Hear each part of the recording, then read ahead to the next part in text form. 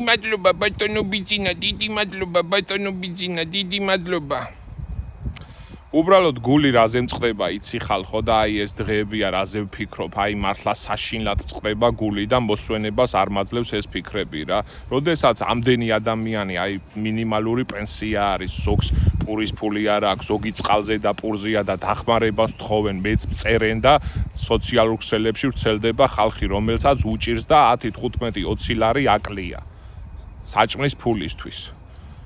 რატომ უნდა გეწყოს მილიარდობით და მილიონობით ლარი სახლში? რატო უნდა იფორმებდე ყველაფერს? რატო უნდა აკეთებდი ამ საშინელ რაღაცას, როდესაც შეგიძლია ეს ფული, რომელიც სახლში გიწვია, დაეხმარო ადამიანს. ღმერთი ხო ყველაფერს ხედავს. რაც არ უნდა მთავრობაში იყო, რაც არ უნდა პირველი ადამიანი იყო, რაც არ უნდა აი ყველაფერი სიტყვა გეთქმოდეს, ღმერთი ხო გიყურებს, არა ნამუსი არ უნდა კონდეს ელემენტარული.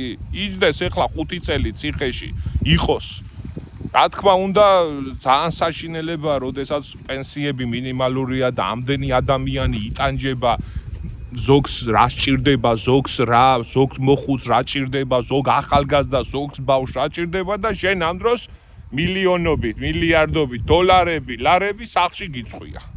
კაი რა, მთავრობაში ხარ, მაგარი ხარ, მაგრამ რა გაგიკეთა ბატონმა ბიძინამ? ხო ხედავ, ესია ღმერთი ყველაფერს ხედავს, ყველაფერს უყურებს. შუბლის ზარღვი არ უნდა გაიწვიდო, როგორც ნოდარ დუმბაძემ თქვა. რა ვიცი, თქვენ რას ფიქრობთ? მართლა მაინტერესებს, დაწერეთ კომენტარებში.